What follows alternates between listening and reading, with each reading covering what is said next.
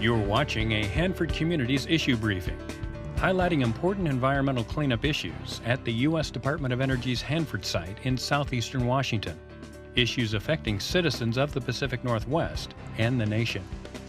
The Hanford Communities organization was established in 1994 and is comprised of the communities surrounding the Hanford Site, forming one voice to advise the Department of Energy on important transition and cleanup issues.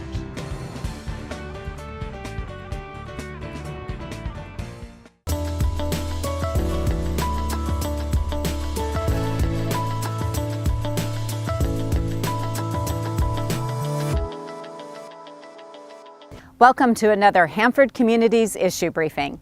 Today we'll discuss plans to move sludge material from the K Reactor basin to the central plateau of Hanford.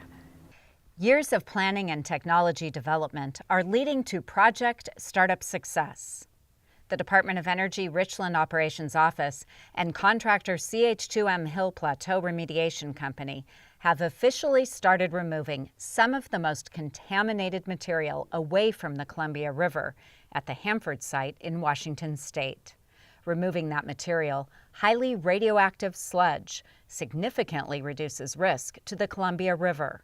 Today, DOE CHPRC, the U.S. Environmental Protection Agency Region 10, and the Washington Department of Ecology will provide us with more details about this project and its importance in the cleanup mission at Hanford. We will begin today's program with a panel overview of the sludge removal project. The panel has representatives from DOE, CHPRC, EPA, and Ecology.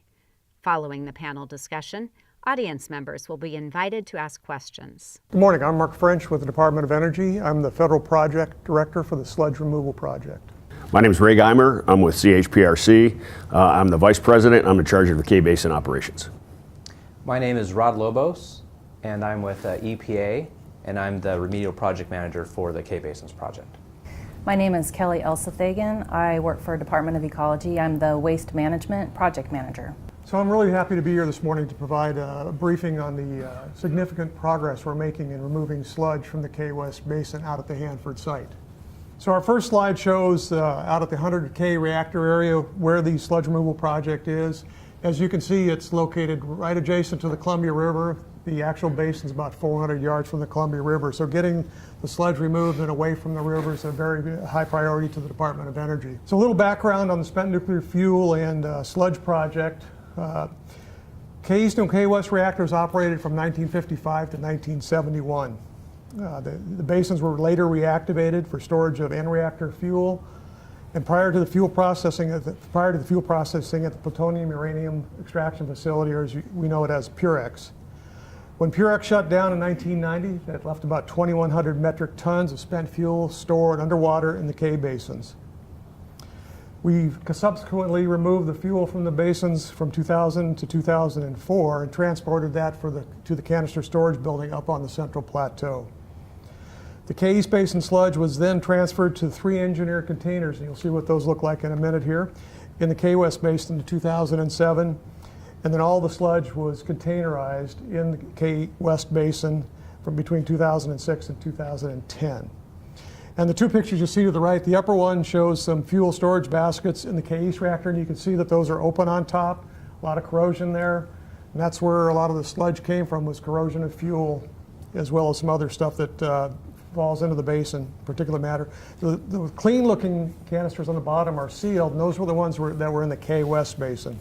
So this slide gives you a little bit of an idea of how the sludge is stored underwater at the K-Basins. The upper left picture is a cutaway of the engineered containers as they would be underwater in the basin.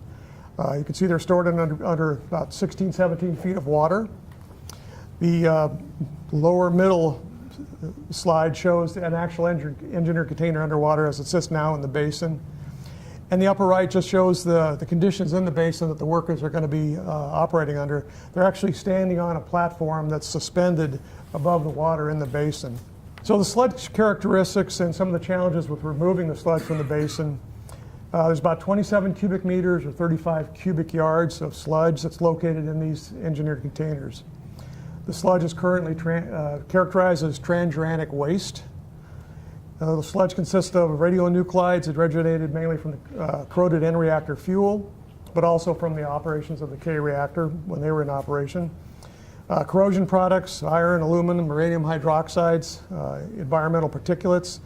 The basins were not sealed, so sand and what else could get into the basins, and some of that eventually ends up in the water in the basin.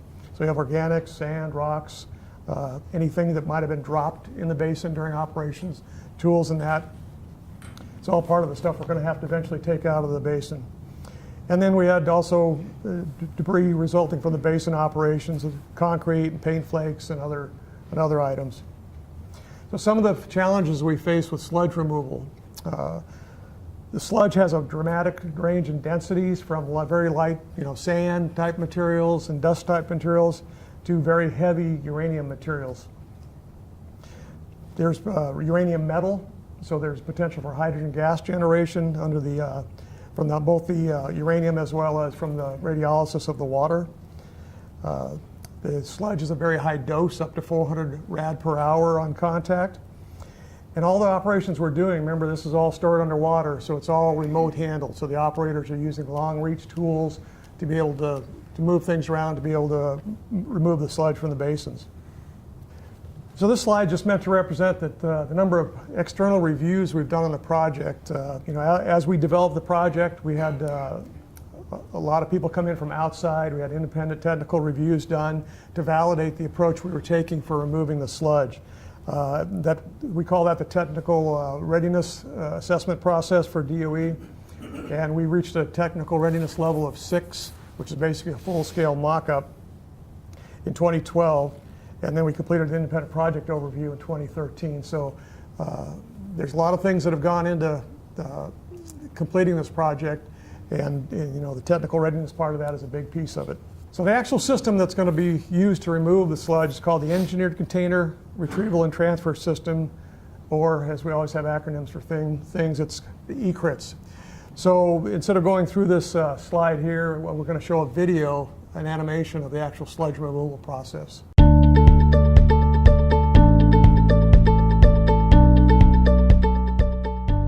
The U.S. Department of Energy, Richland Operations Office, and contractor CH2M Hill Plateau Remediation Company have developed technology to remove highly radioactive material away from the Columbia River at the Hanford Site. The 105 K West Reactor and 105 K West Basin are just 400 yards from the Columbia River. Inside the basin, highly radioactive material called sludge is currently being stored. Sludge consists of sand, dirt, uranium fuel corrosion products, and other material that accumulated from decades of operation as a reactor fuel storage basin. Workers on the sludge removal project have been preparing to relocate this sludge away from the river. They have designed and installed equipment specifically engineered to remove the sludge from the basin and transfer it to a newly constructed 105 K West Annex. Workers begin the sludge removal process with an empty sludge transport and storage container, or STSC. The STSC arrives on a tractor trailer inside a shielded shipping cask. The trailer is backed into the annex, and the STSC is prepared for loading. Sludge is pumped from the basin to the annex through underwater hoses and shielded transfer lines, which protect workers from radiation. A major part of the project's success was the use of a replica of the basin systems, which provided a fully functional mock-up in an uncontaminated environment. Experts designed, engineered, and tested all equipment to ensure it worked as designed before deployment into the 105 K West facility. Operators also used the mock-up to develop procedures, conduct training, and gain valuable experience in a safe environment without the complexity of performing work inside a radiologically contaminated facility. Approximately 27 cubic meters of highly radioactive sludge will be retrieved from 6 underwater containers located in the basin. To begin sludge retrieval, operators lower the Zoggle retrieval tool into an engineered container. The sludge slurry passes through underwater hoses and components through a shielded hose chase and then to the annex. inside the annex, the slurry passes through additional transfer components on its way to an STSC. The STSC is inside a shipping cask during loading and shipment to protect workers and the environment from the radiological material. After the STSC is filled with a slurry of sludge and water, the sludge is allowed to settle before excess water is decanted, filtered, and returned to the basin. When the final sludge and water levels are achieved, hoses are removed and vents are installed to maintain proper pressure during transport. The transport cask lid is installed and final shipment preparations are made. Workers transport the STSC a total of 12 miles from the annex to T-Plant, an existing nuclear facility once used to process plutonium in the 1940s, which is located on the central plateau of the Hanford Site. T-Plant was modified to safely store and monitor STSCs in underground cells.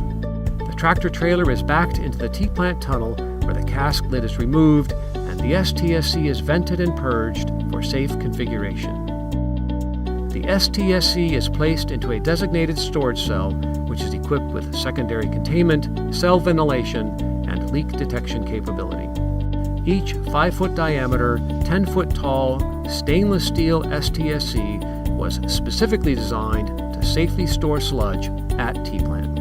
A new empty STSC is then loaded into the cask and transported to the annex to start the next sludge removal evolution. It is expected that 18 to 24 STSCs will be required to safely remove the sludge from the 105 K West Basin. Once sludge removal is complete, the basin will be demolished and the underlying contaminated soil removed. The remaining 105 K West reactor will then be placed in interim safe storage to ensure the protection of the Columbia River.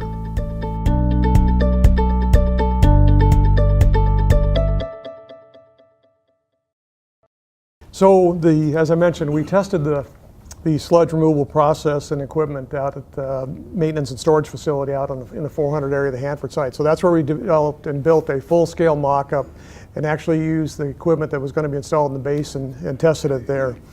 So this slide shows the just different views in there. It's obviously not the same exact physical setup as down at the annex, down at K-Basins, but it is the same equipment that is installed at the basin. So the K West Annex is a new facility we built out at 100K. It's a hazard, as we call it, a hazard category 2 nuclear facility, which means it has higher hazards and potential for consequences to workers, in the environment, and the public. It's about 50 feet long, 30 feet wide, and 40 feet high, and about 20 feet tall. So that sounds like a big building, but it's actually, when you get the sludge transport cask and trailer in there, it's pretty tight in there. It's like a single car garage with a big pickup truck parked in it. But that's going to support the transfer and packaging of the sludge into the sludge transport and storage containers. So once we finished testing, we moved all the equipment, disassembled everything, moved it down to the K-Basin and the annex and installed it there. And then we went through a series of tests to make sure the equipment worked as designed once it was installed in the configuration it was going to be used in the basin. So we finished the K West pre-operational acceptance testing in October, and then we went on to some additional testing, operations acceptance testing, to make sure that everything worked as planned before we got into our startup operations. So the final step in getting any project ready to implement is what we call an operational readiness review process. And for a project like this, we go through 2 different steps. The contractor has their operational readiness review. So Ray and his folks will demonstrated how they operate the system and that they can operate it safely. Once they finish with that and complete any findings, any issues that need to be corrected, we DOE perform an operational readiness review with a separate independent team, a team that's independent from the Department of Energy Richland Operations Office, and they finished that review last week.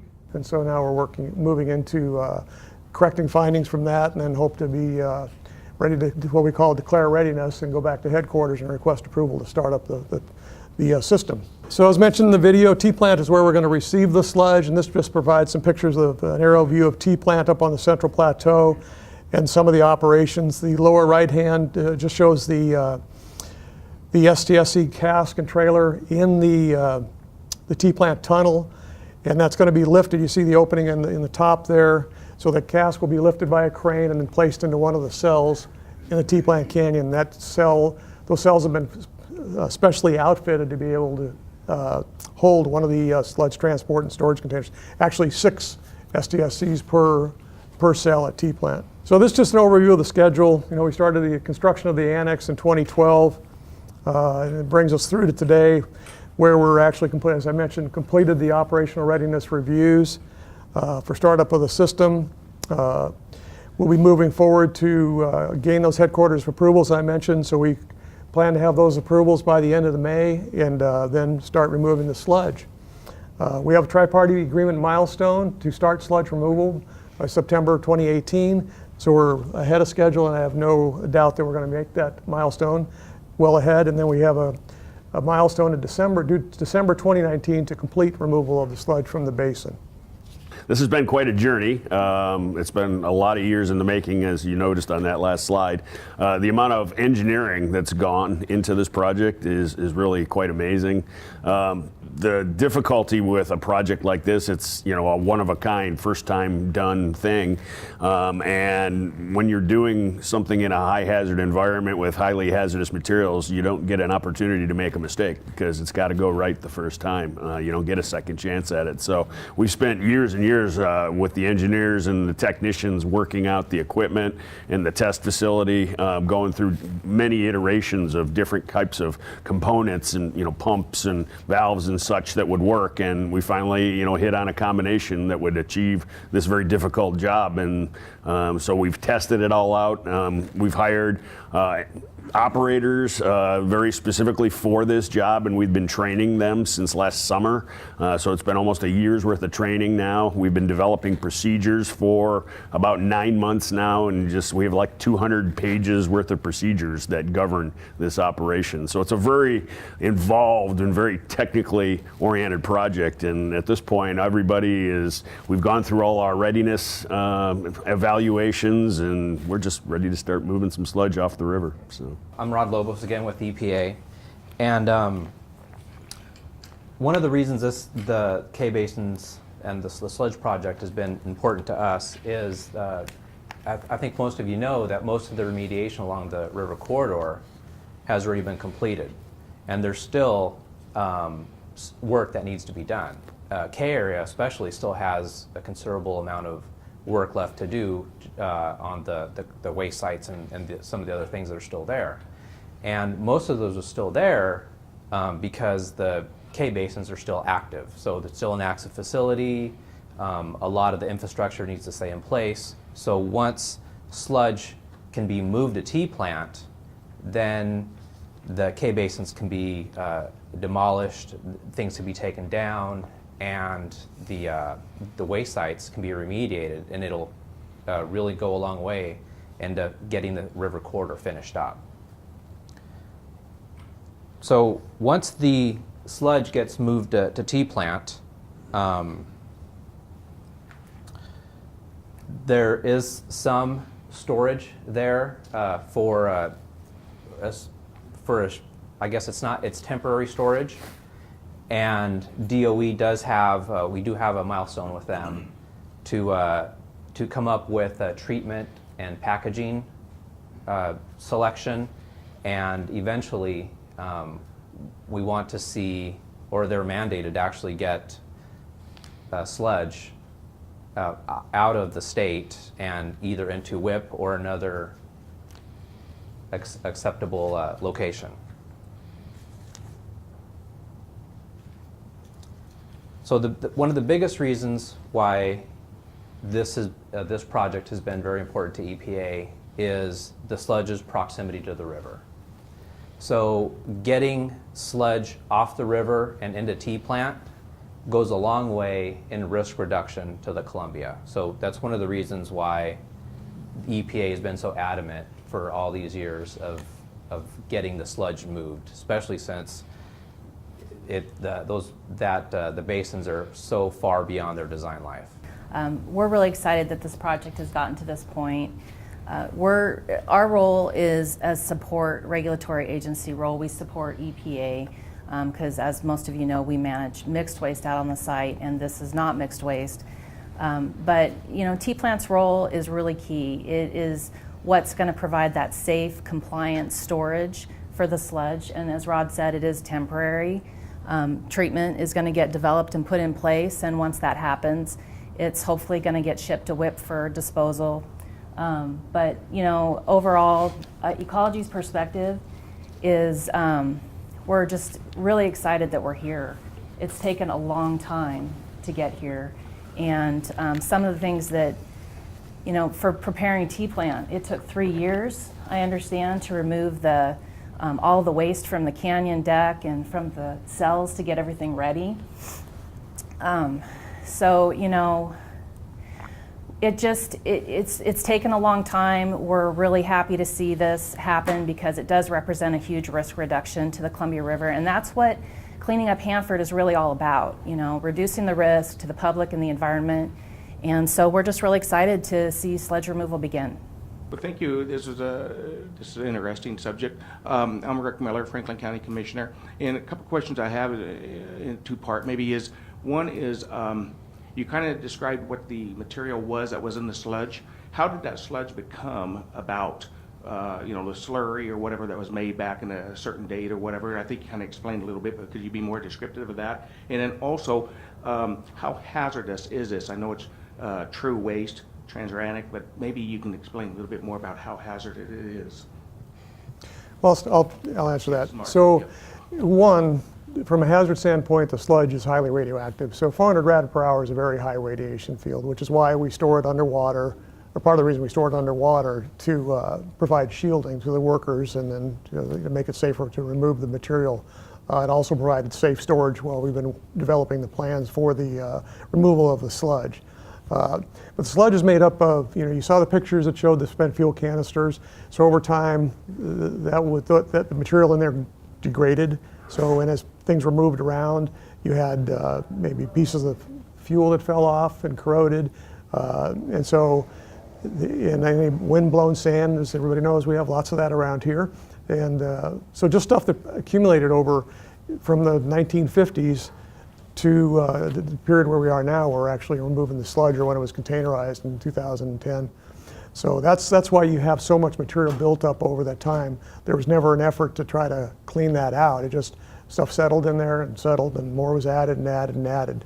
So that's where all that sludge was, where it came from. So we had the stuff that was on the floor in each one of the basins, that was all vacuumed up. So there were several campaigns to get all that material up and into the engineered containers. So one of the interesting difficulties with this material is because it comes from such a diverse source. You have the corroded fuel, which is extremely dense and angular, and it's like really hard chunks of rock, and it's twice as heavy as lead. And so you have that then mixed in with this really light, fluffy, silty stuff that, if you can imagine, like pond muck when you step in pond and it pulls your shoe off because it's so you get those two things mixed together, and try to imagine getting a pump that's going to move that material. It makes it very difficult, and that was one of the huge challenges, was trying to find a pump that would actually do work in that kind of environment. So, sludge removal is very close to the Columbia River. Should members of the community be worried about a potential issue during the process? So we've, as I mentioned before, we've spent years on the engineering of this process, and we've also spent years on evaluating how safely this process is going to operate. And so we go through this, what we call a safety basis evaluation. And so we have thought of every accident scenario or every misstep that could happen, and we've provided an engineered feature that will control or prevent that from happening. And so there's literally millions of dollars of safety equipment that's been built into this process that will ensure that the material always stays contained and always stays where we want it to be. One of the big things we use is, we call it hose and hose transfer, where you have the actual transfer hose, and then surrounding that is an outer hose, and so there's an area inside that, should there for some reason be a leak in the hose, it's contained in the outer hose. We have designed the process that when we move the sludge into the annex and into the container, it's all automated in a way that we don't even ever require anybody to be in the annex while that's happening. It sounds like quite a number of different technologies, techniques, equipment, processes, skills have been developed for this project. Can you foresee any of those innovations being used by DOE here at Hanford or elsewhere in the weapons complex in the future? Yes, we do. And as a matter of fact, we've had people out here from the Oak Ridge facility in Tennessee that have looked at the sludge removal process. And I think they're employing some of that, the technology developed here or used here for their project to remove similar types of sludge. Once the waste removal, the sludge is moved to T-plant, you talked about remediating and demolishing all the facilities out at 100K. How long do you think that would take, and what is the what work remains after that? So we have a milestone to complete the K area cleanup by 2024, by the end of 2024. So once we get through with removing the sludge, we'll go, there's a lot of debris left in there from the spent fuel project when we're cleaning fuel. So we'll remove that equipment, and then we'll dewater the basin, fill it with grout, and remove the basin. That'll allow us to get to the underlying waste sites and complete interim safe storage of the reactor. So that's the main work that needs to be done in the K area to complete that cleanup. So here's not a simple question for all of you. So you're going to put the sludge in these containers, put them in T-plant. What's the shelf life of those containers? Are those the same containers that can go somewhere, whether it's WIP or Texas or somewhere? In order for those items not to be interim, meaning forever, at the Hanford site, what efforts is the Department of Energy, Department of Ecology, and EPA doing to assure that interim doesn't mean forever at our site, meaning opening up WIP or West Texas? So that gives everybody a chance to chime in, so have at it. I think well, for one, I think the design life for the sludge transport and storage container, the STSCs, is about 30 years. So there was some work done on what to do with the sludge once it's in T-plant, and as Rod alluded to, we have a milestone in 2022 to come up with a plan for how we're going to remove that sludge and get it to whatever the final repository or disposal site is. So we'll be working through that over the next few years to try to develop that plan. And we want to look at this a little holistically too, because this is one waste stream, whereas we have other remote handle waste streams too. So we may be able to combine some things and treatment methods to cover more than just the sludge. But the answer to one of your questions, the STSCs, no, they're not in a form to be able to send somewhere right now to, like for disposal, for example. And that there needs to be treatment done to the material as well. The material has unreacted uranium in it, uranium metal, and so that material would be considered to be reactive or pyrophoric, which would make it not acceptable for disposal. And so we would need a process to oxidize that unreacted uranium first. Then it can be packaged in a suitable transport container. And part of the design of the STSC was to be able to remove the sludge eventually too. So it's not a matter of now we got to figure out how we're going to get it out of there. Thanks to the audience for participating in this issue briefing, and thanks to those of you at home for watching our program.